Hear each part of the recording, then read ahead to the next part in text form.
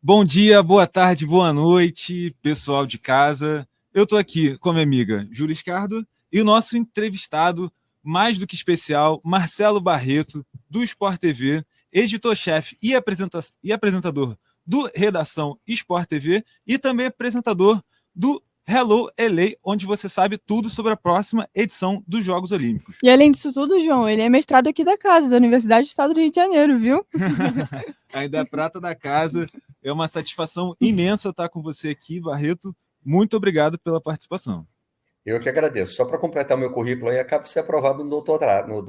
Então, agora eu sou Olha, mestre e doutorando da UERJ. Em primeira mão aqui em pra primeira gente? mão. O resultado saiu ontem, estou muito feliz. Parabéns, Marcelo. Parabéns. E para começar aqui o nosso papo, a gente gostaria de voltar um pouquinho no tempo e saber o que despertou a sua vontade de seguir na carreira do jornalismo e como foi seu início nessa profissão. Nesse caso eu não vou voltar um pouquinho no tempo, vou voltar bastante, né? Porque já lá se vão mais de 30 anos. E eu repito sempre a brincadeira de que a minha carreira começou com um X, porque eu me formei em 1990, em 89 já estava trabalhando numa prefeitura no interior do estado de Minas Gerais, em João Monlevade. Passei pela sucursal de um jornal de Belo Horizonte em Governador Valadares, mas aí pintou um dos planos econômicos, eu não consigo me lembrar se era o Plano Bresser ou o Plano Verão, um plano desse que, enfim, mexiam com a economia, e a matriz desse jornal, hoje em dia, estava demitindo gente, eu achei que não valeria a pena continuar, voltei para Juiz de Fora, que é a cidade dos meus pais, e lá uma tia minha viu um anúncio de estágio no Globo. Eu fiz essa prova, passei, e tinha lá as editorias para você escolher. Naquele tempo se fazia o estágio numa editoria só. Então tinha aqueles parênteses para você marcar um X dentro, né? E aí, meio por instinto, meio porque eu não fiz, como eu vejo hoje, acontecer com muita gente, eu não fiz jornalismo pensando em ser jornalista esportivo. Eu queria escrever. E comecei trabalhando em jornal, né? Também não tinha planejado uma carreira na televisão. E aí, eu olhei para aqueles nomes ali, olhei para o esporte olhou para mim e falei, sempre gostei disso, acho que vale a pena começar por aqui. Comecei e continuei, fiquei. Desde 1991, que eu só trabalhei em editorias e empresas do jornalismo esportivo. Muito interessante, Marcelo. E a gente sabe também que em cada âmbito do jornalismo, cada área do jornalismo, tem uma questão do dia a dia diferente. E a gente também queria te perguntar como é que é o seu dia a dia e quais são os dilemas éticos que você enfrenta. O meu dia a dia hoje, em termos de ritmo de trabalho, ele está até mais tranquilo, né? Às 6h30 da manhã eu tenho uma reunião online, que é a reunião de ajuste do espelho do Redação. Terminando essa reunião, eu vou para o Sport TV. E quando termina a redação, eu já não tenho mais compromisso com o programa. O Hello LA tem uma gravação semanal, inclusive a desta semana é logo depois que a gente terminar aqui, no Prêmio Brasil Olímpico. E, enfim, nos fins de semana eu tenho um plantão do Troca de Passes, né? Plantão não é um dilema ético dos jornalistas, mas é algo que a gente tem que pensar lá no começo da carreira. Estou disposto a trabalhar muitos fins de semana da minha vida, então tudo bem, essa é mesmo a minha vocação. Eu já trabalhei muitos fins de semana. Agora, dilemas éticos são vários, né, que a gente encontra, e sempre que eu falo de jornalismo esportivo, eu falo das interseções, né? O jornalismo esportivo vai fazer você lidar em algum momento com direito, com medicina, com política. Então, é claro que você não precisa dominar todas essas áreas, mas precisa aprender um pouquinho sobre elas, e não é só aprender tecnicamente, né? Porque muitas vezes você vai estar falando, por exemplo, você vai estar falando sobre medicina no caso de doping. Então, aí você vai precisar ter um cuidado ético muito importante, né? Para não cruzar uma linha por desconhecimento técnico. E hoje, né, eu acho que foi até uma evolução na cobertura do esportiva e muito do futebol. A gente hoje fala de temas da sociedade, né? A gente fala de racismo, de homofobia, de xenofobia. Então, é preciso também estar preparado para enfrentar esse tipo de situação. Lógico que quando a gente escolhe o jornalismo esportivo, a gente escolhe pelo lado lúdico, né? Pelo lado gostoso, pela diversão, pelo lazer, né? Ver um jogo de futebol, ir aos Jogos Olímpicos, né? Tudo isso claro, é muito atraente, né? Mas nunca vai ser só isso. E Marcelo, como você bem falou, o jornalismo esportivo, ele conta com muitos lados, assim como a razão, como da emoção. E eu queria saber para você, como é esse lugar como você faz para equilibrar a emoção e a análise crítica e a análise técnica, seja a emoção nos Jogos Olímpicos, onde o sentimento está à flor da pele, com as conquistas, principalmente dos brasileiros, e também mediante a análise técnica que o pessoal de casa também espera acompanhar. Né? Eu penso um pouco diferente de alguns colegas meus que acham que você precisa ser combativo em tudo. Combativo na hora de fazer uma pergunta sobre um treinador, para um treinador, sobre ele ter escalado o time no 4-3-3 em vez do 4-4-2. Eu não acho que isso seja necessário.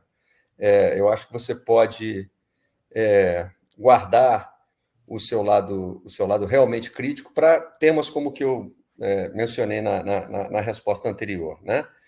Acho que o jornalista esportivo ele precisa o tempo todo equilibrar, né? O que ele está falando sobre diversão, porque um jogo de futebol é diversão, né? E o que ele está falando sobre temas que são da sociedade, enfim, desde finanças de um clube até episódios de violência de torcida, tudo isso, para mim, o que envolve o futebol é o que mobiliza mesmo o seu fazer jornalístico. Cobrir um jogo, enfim, para mim, né, pessoalmente, não deveria ser uma coisa assim levada tão... Eu não quero usar a expressão levada a sério, mas, enfim, com esse excesso de seriedade. Então, essa é a primeira, me parece que é a primeira separação importante. Outra separação que eu acho que está muito presente no jornalismo também é que a gente chega ao futebol, né, que é o nosso carro-chefe, a gente chega pela afiliação com o clube. É muito difícil uma pessoa gostar só de futebol. Você gosta, às vezes até antes de gostar de futebol, você gosta de um clube, né? Você tem aquele envolvimento. E para o jornalista, realmente é preciso fazer essa separação. Eu, particularmente, não considero tão difícil. Eu acho que é um exercício profissional que você vai fazendo, é uma experiência que os anos te dão. E o risco maior que traz, eu cito sempre o caso do incêndio no Ninho do Urubu, né? Aquilo ali precisava ser tratado apenas pela ótica de que 10 adolescentes perderam a vida, 10 famílias perderam seus filhos, né? E não deveria ser tratado pela ótica do Flamengo, né? O Flamengo deveria ser tratado ali como qualquer outra instituição responsável por aqueles garotos e que precisava responder pelo que aconteceu. E eu via muita gente se manifestando no sentido de acusar o Flamengo se não fosse torcedor do Flamengo e defender o Flamengo se fosse torcedor do Flamengo. Que o torcedor faça isso faz parte do jogo, é assim em outras áreas da sociedade também, né? Na política a gente sempre acha que o nosso lado do espectro está certo e que o outro está sempre errado, enfim.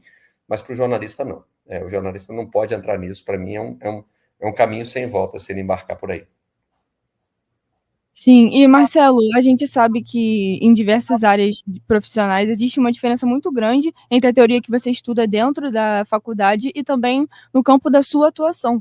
A gente queria entender como é que é a relação da teoria estudada e também dentro da empresa de comunicação de massa, que no caso você trabalha no Sport TV.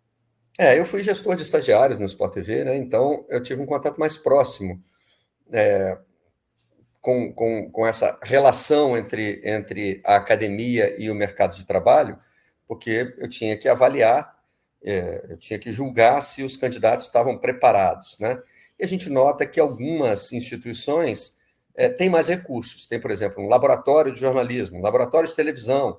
Então, alguns candidatos chegavam mais treinados. Mas eu acho que existe uma diferença muito grande entre o treinamento para exercer a profissão, né, que também, a meu ver, cabe à faculdade dar, mas não é a missão fundamental da academia.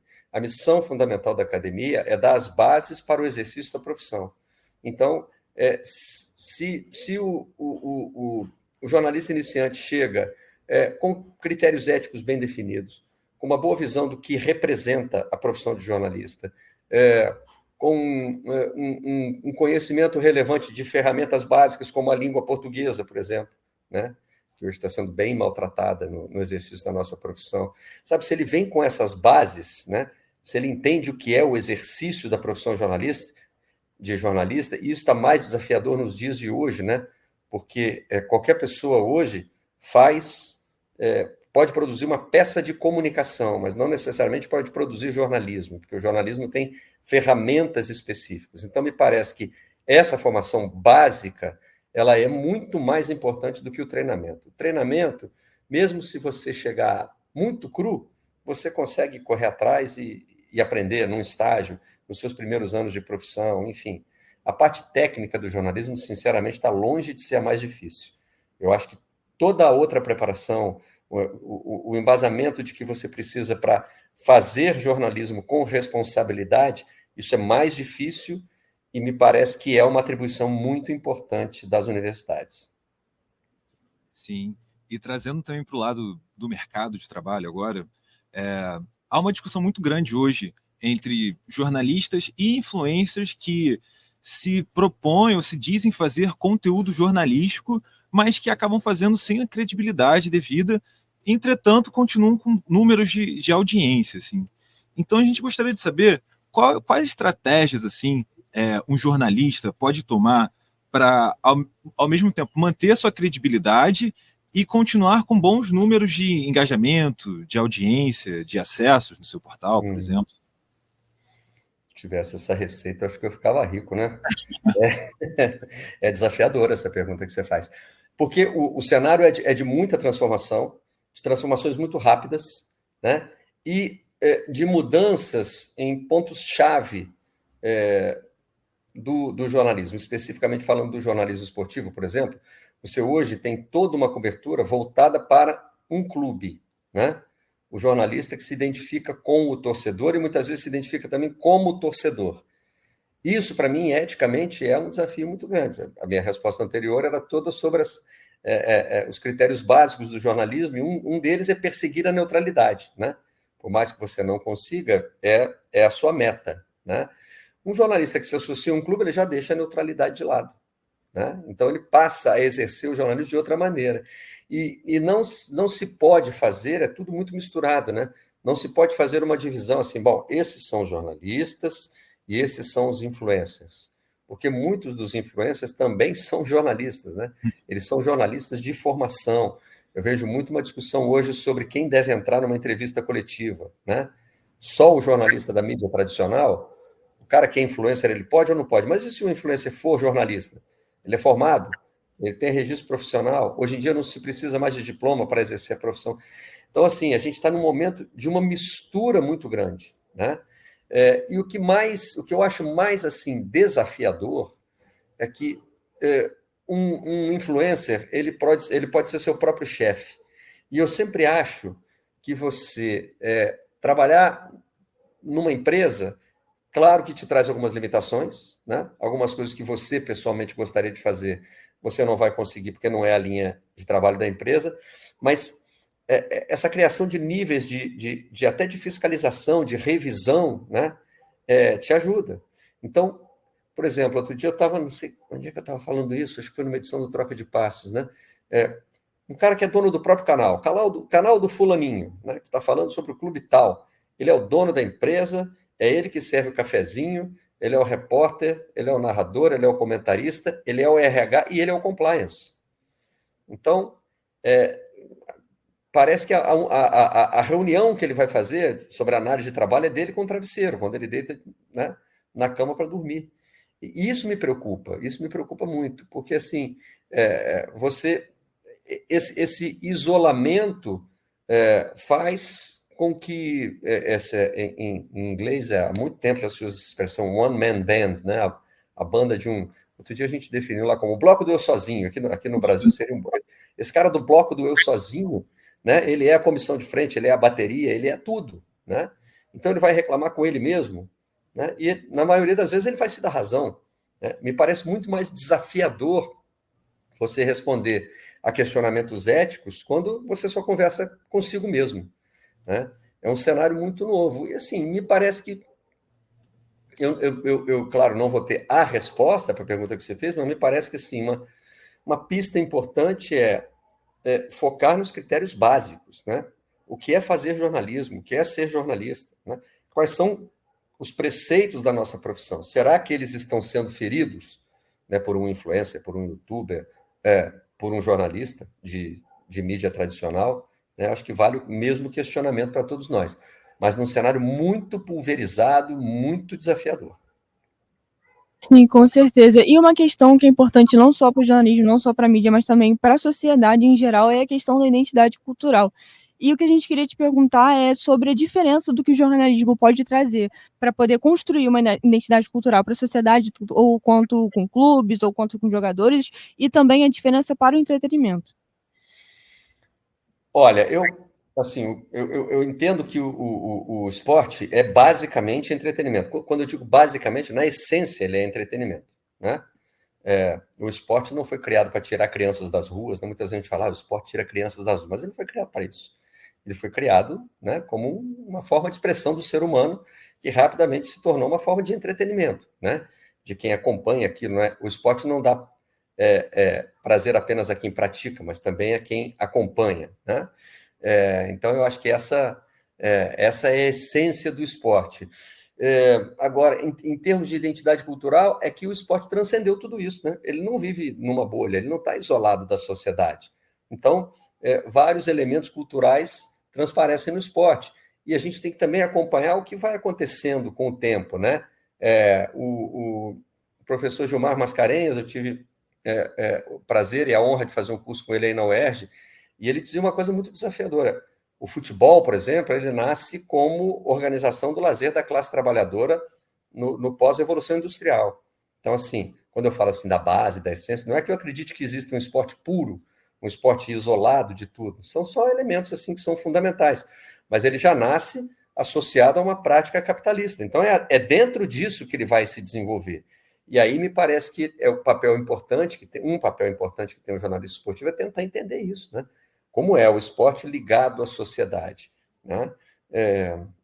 Quando a gente fala, por exemplo, de violência no futebol, a gente está falando da violência da sociedade, né? Mas expressa dentro do futebol de uma maneira específica, né? Integrado ao fenômeno das torcidas organizadas. Então, a gente precisa entender como é que esse fenômeno funciona. A gente precisa tentar não ser preconceituoso de achar que as torcidas organizadas também nascem para ser violentas e têm o único objetivo de ser violentas. Eu acho que é tentar ter uma visão um pouco mais ampla, né? Olhar de dentro para fora e de fora para dentro, sabe? A gente tem que estar o tempo todo tentando fazer esse exercício. E Barreto, em relação à sua experiência jornalística, você que já cobriu muitas edições de Jogos Olímpicos, Copa do Mundo, campeonatos nacionais, a gente queria saber qual a diferença de você trabalhar num meio impresso, por exemplo, com um jornal clássico, ou no jornal digital, por exemplo, nesses portais, e na televisão. Qual a principal diferença, assim, para você, enquanto jornalista, de trabalhar nesses meios diferentes? Eu divido o meu curso, eu fui professor voluntário na ECO por 3 semestres, né? E o meu programa de aula era dividido justamente entre na evolução por veículo, né? Como se cobre, e aí eu usava sempre o exemplo de um jogo de futebol, né? Como se relata um jogo de futebol. Primeiro no jornalismo impresso, né? Depois no rádio, depois na televisão e finalmente quando chega a internet e mistura tudo isso. A diferença técnica ela é bem básica, né? Quando o jornal começa a reportar eventos esportivos, são pequenas notinhas sobre boxe, depois tem uma cobertura muito grande de uma luta Dempsey e Carpentier, no começo do século XX, no New York Times, uma cobertura de 13 páginas, e a partir dali explode, criam-se os cadernos de esporte e tal, mas é sempre uma cobertura voltada para o dia seguinte, né? E inicialmente voltada para quem até ali não sabia o que tinha acontecido, né? Pensa no momento em que eu sempre faço esse exercício com a minha turma, né? Voltar no tempo. Vamos pensar num tempo em que não existia jornal, não existia televisão. O único jeito de você saber quando foi um jogo era você estar presente ou conhecer alguém que foi, né? Então era assim que os jornais reportavam o jogo de futebol. Depois surge o rádio e tem aquele relato maravilhoso da primeira transmissão em que o narrador diz: olha, pega uma caixinha de fósforo aí, imagina que aquele é o campo. À minha esquerda está a seleção paulista, à minha direita está a seleção paranaense. O campo é um retângulo, então eu vou tentar transmitir para vocês tudo que está acontecendo. Esse desafio de relatar o que você está vendo naquele momento. Ele surge com o rádio. E ele é aprimorado pela televisão quando, né, você compartilha as imagens com quem está te vendo, né? Todas as brincadeiras que a gente faz sobre o narrador, eu sou locutor de rádio, dizer que um jogo está super emocionante quando na verdade é uma grande pelada, né? Ele perde esse recurso quando aparece a televisão. Dito assim, parece que foi uma evolução muito linear, muito simples, né? Mas sempre um veículo estava influenciando o outro, né? Quando o jornal, por exemplo, ele perde a primazia de contar pela primeira vez o que estava acontecendo, ele já precisa se reinventar, ele precisa criar novos recursos, ele precisa investir muito mais, por exemplo, na cobertura fotográfica, né? Ele vai criar uma sessão de análise, de comentário, as notas dos jogadores, né? Quando surge a imagem, o rádio também precisa se reinventar, de repente precisa acrescentar na emoção, já que a narração da televisão é considerada mais fria. E aí, quando surgem quando surge a internet como ferramenta no geral, né? Você dá a oportunidade de tudo isso se misturar. Então, hoje, por exemplo, o jornal ele está contando como foi um jogo para a gente que já sabe tudo sobre aquele jogo. Um dia para o outro não tem mais como não saber, né? Então, o jornal precisa pensar em como vai ser. Vai partir para um lado mais analítico, vai tentar ter uma cobertura mais literária, né? A nova ferramenta, até hoje, ela ainda não conseguiu extinguir a anterior, né? Embora a gente veja hoje jornais com muita dificuldade, rádios com muita dificuldade, mas estão aí.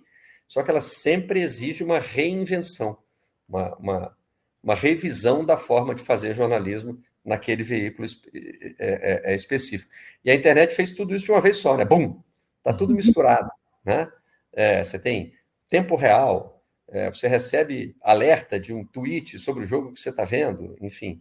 É uma forma fragmentada até de assistir futebol, né? Porque hoje parece que o último recurso que você tem é o jogo ao vivo, né? Eu estou te mostrando o que está acontecendo. Isso tem valor. Mas é um valor meio relativo, porque a gente já tem hoje uma geração que não faz questão de ver os 90 minutos. Eu vejo isso aqui na minha casa. Meu filho é assim. Eu estou na sala vendo um jogo do jeito que eu sempre vi, né? Obediente, sentadinho no sofá, olhando para tudo o que está acontecendo. Se bem que eu já atuo bastante na segunda tela também.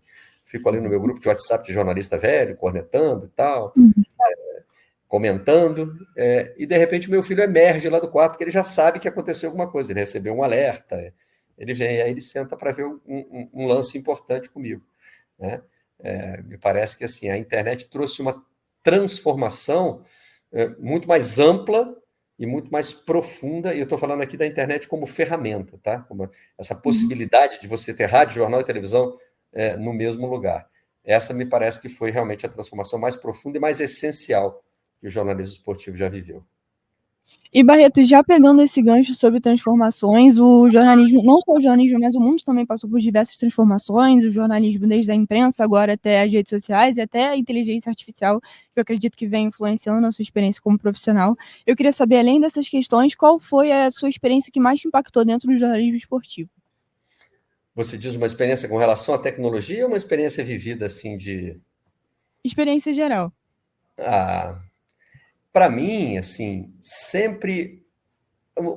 aquele momento em que cai a ficha que eu estou ali, que eu estou presenciando o evento, ele é muito relevante para mim, né? Eu sempre cobri os Jogos Olímpicos pela primeira vez em 96, eu ainda tinha pouco tempo de carreira. Eu tinha uma edição que eu guardo até hoje, eu tinha um almanaque dos esportes, que era um calhamaço, um livro grande, que trazia todos os resultados do ano. Imagina isso hoje, né? Com os resultados sendo publicados o tempo todo na internet, acessíveis a uma busca. Ninguém vai ter um calhamaço. Nem o PVC carrega mais aquela mochila que ele carregava, cheia de anuários dos esportes. Aquilo ficou irrelevante. Ele tem tudo no laptop. Ele tem um laptop pesado ainda, porque parece que ele, né, viciou em carregar peso. Mas, enfim, você não precisa mais. Eu tinha esse almanaque dos esportes, que era presente dos meus pais. Ele era de 1975 ou 76. Então, assim, 20 anos depois, eu estava na cerimônia de abertura dos Jogos Olímpicos. Aí aparece Muhammad Ali segurando a tocha, tremendo, né? Ele já era vítima do mal de Parkinson, sabe? Esses momentos de cair a ficha, que, aliás, é uma expressão super analógica, né? Super do meu tempo, mas que sobreviveu. Esses momentos, para mim, continuam sendo sempre os mais impactantes, assim, aquele momento de pensar, caramba, estou vendo isso, né? porque eu acho que o jornalista esportivo ele tem o maior privilégio que ele tem, né? É esse, é o de poder testemunhar imagens, acontecimentos que mobilizam milhões de pessoas no mundo inteiro. Então, eu ainda acho que estar presente, estar no evento, é algo muito significativo. Por isso é que quando eu vou aos Jogos Olímpicos, por exemplo, eu procuro visitar o maior número possível de arenas, de eventos, porque eu acho que viver aquela experiência é algo muito, muito relevante. Nessa última edição dos Jogos, eu estive em 33 eventos diferentes. Assim, e lamentei ter perdido alguns ainda, podia ter ido ali ver aquele. Eu lembro que o hóquei na grama foi num estádio que era dos Jogos Olímpicos de Paris, de 1924, podia ter ido nesse, né? Mas, enfim, não dá para ir a tudo. Só que quanto mais você presencia aquilo ali que está sendo feito, mais especial é. Sim, e Barreto, até uma pergunta sobre os Jogos Olímpicos desse ano. Como foi a Uhum. experiência de estar no barco da delegação brasileira, assim? Porque é uma certa quebra de paradigma um jornalista estar junto da delegação olímpica de uma nação. E como foi para você, não só como jornalista, mas como amante dos esportes olímpicos, estar rodeado de atletas olímpicos brasileiros? Cara, essa foi uma ficha que demorou a cair por causa da tensão que envolvia tudo, né? Porque no meu caso específico foi um voto de confiança muito grande que os meus chefes me deram, que a empresa me deu, né? Eu já contei várias vezes o episódio de 2012, quando eu fui assistir a cerimônia de abertura e não consegui voltar até para apresentar o programa que entrava no ar logo depois, e aquilo ali causou um problema, consegui ser substituído, mas enfim, fui tirado da cobertura, foi uma decepção muito grande, e eu estava morando em Londres para acompanhar os jogos, então, para mim já ter conseguido continuar a carreira, continuar empregado, né, no mesmo lugar, isso tudo para mim já foi uma vitória. Tanto que em 2016, quando eu participo da transmissão, que eu estou na cabine, no Maracanã, eu agradeço ao Sport TV. Eu digo, olha, obrigado ao Sport TV, porque era aqui que eu queria estar agora, né? E eu poderia muito bem não estar, e seria a responsabilidade absolutamente minha. Então, estava tão tenso com isso, que eu falei, meu Deus, olha só, né? Olha a volta que a minha vida deu, que a minha carreira deu, né? Eu faço uma cagada daquela em 2012 e hoje eu estou aqui no barco da delegação vivendo um momento olímpico e, além de tudo, tecnicamente era meio desafiador, tinha muitas preocupações, não dava para fazer com celular, porque não se confiava no sinal de internet. Eu levei uma câmera num tripé e tinha um microfone acoplado nela com fio. Tinha que ter feito um making-off daquilo, tinha que ter ido alguém comigo para me mostrar enrolado nos fios. Gente da delegação me ajudando.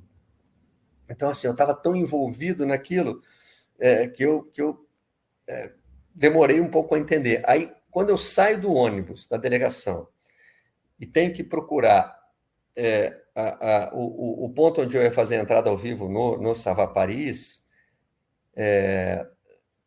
eu andei muito e tomei muita chuva na cabeça, porque no fim do desfile foi uma chuva que não parava nunca mais, né? Aí eu acho que foi ali que eu entendi. Falei, caramba, né, cara? Olha o que acabou de acontecer comigo, né? E aí já chegando um monte de mensagens, as pessoas mandando, elogiando, né? E aí me deu também um alívio de saber que funcionou. Então, foi uma experiência assim tão... Eu estava tão envolvido naquilo, tenso com várias coisas, preocupado, que eu demorei a entender como aquilo ali foi especial. Mas tem várias lembranças, né? Tem o uniforme, tenho minhas fotos, enfim, as coisas que eu me lembro, isso eu vou sempre guardar com muito carinho. E Barreto, qual é o conselho que você daria para as pessoas que sonham em ter uma carreira dentro do jornalismo esportivo e até para quem está iniciando, particularmente para nós, que somos muito fãs do seu trabalho?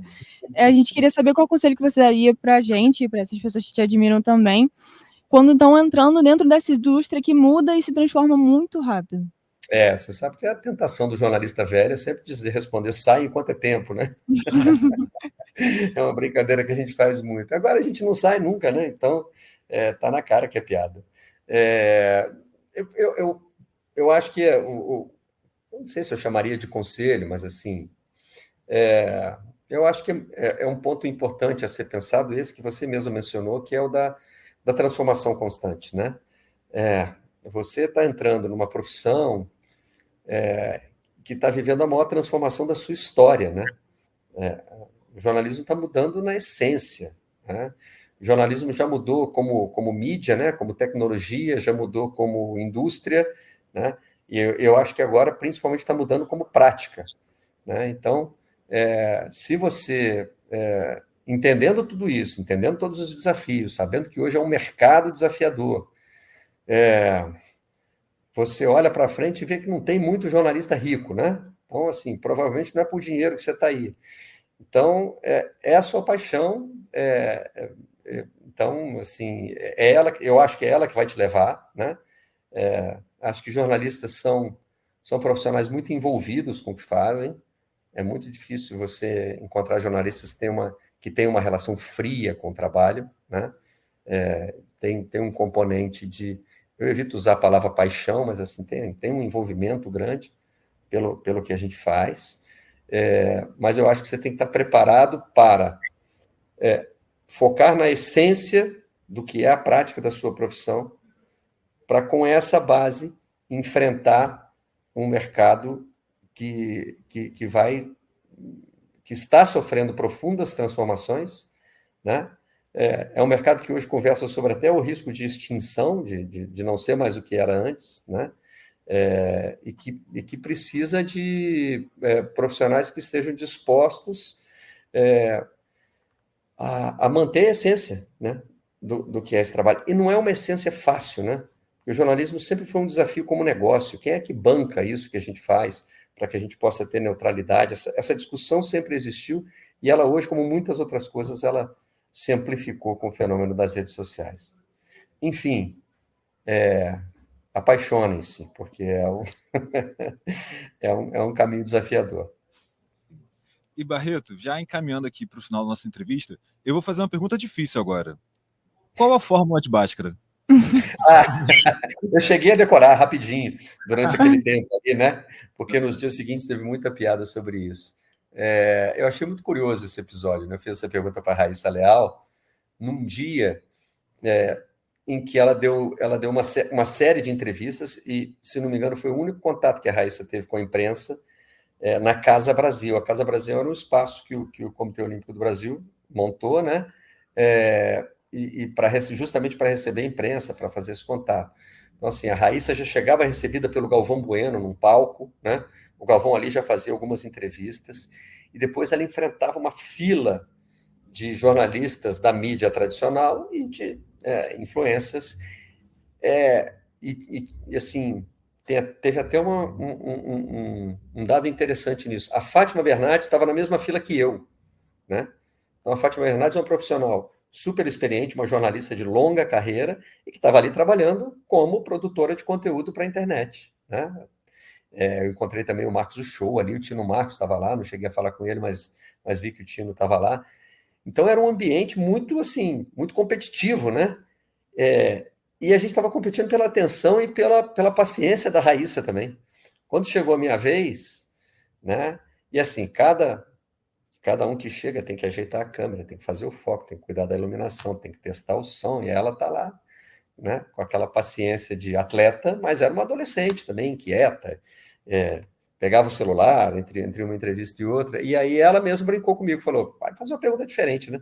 Vai perguntar tudo que todo mundo está perguntando. Eu falei, mas me ajuda aí, o que eu te pergunto então? E ela falou, pergunta qual é a fórmula de Bhaskara.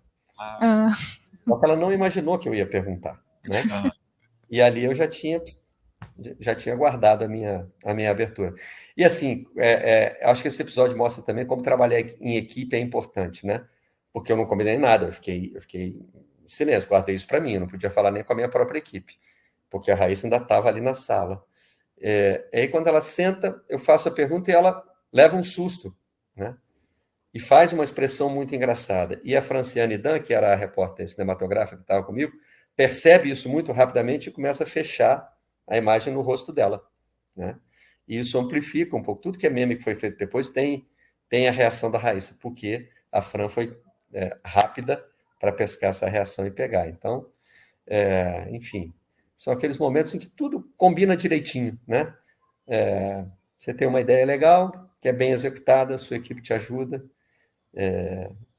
E aí eu, que não tenho rede social, acabei viralizando nesse dia no meio daqueles influencers todos, né? Foi engraçado. Sim. E, Barreto, agora a última pergunta aqui para a gente fechar, já agradecendo muito pela sua participação, e falando sobre os Jogos Olímpicos também, aqui no Audiolab, nós fizemos a cobertura de Paris 2024, assim, que foi uma satisfação imensa para a gente aqui da casa.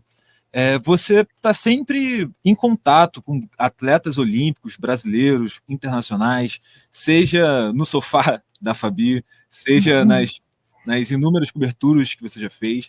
Mas eu gostaria de saber qual presença mais te impactou? Qual atleta que ficou ao seu lado e que você olhou e quase se surpreendeu por ser um ser humano também? Qual foi a presença mais impactante nesses anos todos de carreira?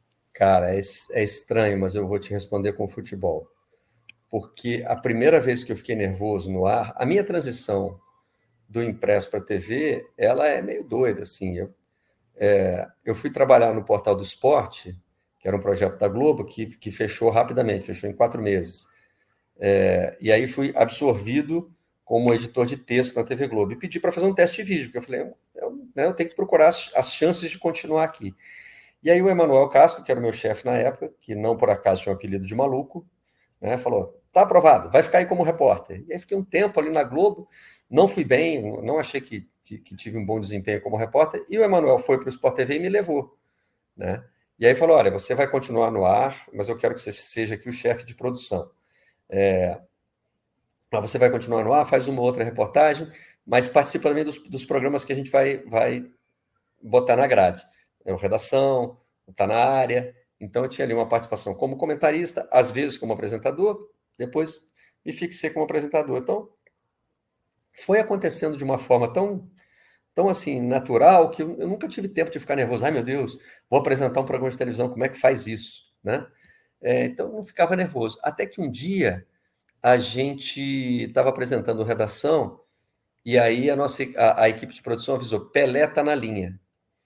Aí eu falei assim, como assim Pelé tá na linha? Pelé não... E eu já tinha entrevistado Pelé, tá? Já tinha visto.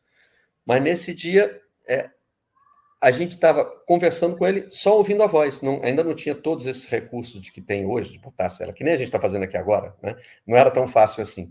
Então era uma ligação por telefone. E a gente estava ali entrevistando o Pelé sobre algum assunto importante daquele dia, e que envolvia o Pelé. E aí ele falou meu nome, né? Imagina aquela voz do Pelé que todo mundo imita, que vocês têm uma voz do Pelé aí dentro da cabeça, né? Imagina essa voz falando o teu nome, né, no ar. Então aquilo ali me causou um impacto que eu fiquei assim, 1 minuto sem ouvir o que o Pelé estava falando. Eu só ficava assim, cara, o Pelé falou meu nome, né? O Pelé está falando comigo. Não é mais aquela coisa, né? Tinha quebrado aquela distância, porque mesmo quando você está entrevistando, você é um repórter. Para mim, naquele dia, a especificidade dele ter falado o meu nome, ele não me chamou de Barreto, chamou de Marcelo. Aí ele falou aquele Marcelo com voz de Pelé, e eu saí do ar. E naquele dia, antes de falar com o Pelé, a minha mão estava suando, eu estava com a mão fria, estava inquieto na cadeira. Falei, e aí depois consegui voltar ao normal, acabou ali, encerrei a entrevista, e ainda fiquei um tempo pensando assim, cara, né? A gente estava aqui conversando com o Pelé, né? Porque essa é uma figura, para mim, extraordinária, né? Uma figura fora do nosso alcance, assim, do convívio humano. Então, esse foi o dia em que eu realmente saí do corpo, quando eu conversei com um atleta. E, Barreto, agradecendo mais uma vez a oportunidade de a gente estar conseguindo te entrevistar. É sempre um prazer te receber aqui. E, particularmente, eu e o João admiramos muito o seu trabalho. Então, estamos muito felizes de ter a oportunidade de te entrevistar. Obrigado. Eu não sei se vocês vão mostrar as imagens, mas estamos de preto por mera coincidência, né? Os três. Não teve nada combinado, né? Apenas mera coincidência. Então é isso, pessoal. Muito obrigado por acompanhar aqui essa entrevista pelo Audiolab. Eu sou o João Gabriel Nicole. Eu e Júlio Scardo entrevistamos o jornalista Marcelo Barreto, mais uma vez, aqui para o projeto Escola de Narradores. Porque o Audiolab, Júlia, é o UERJ em todo lugar. Em todo lugar. Muito obrigado, Marcelo. Eu que agradeço. Parece o finalzinho do Hello LA, né? Vamos continuar acompanhando os nossos atletas. Um dia a Fabi falou até Paris. Ela errou e ela para sempre depois disso. Tchau, gente. Obrigado. Obrigado, Marcelo.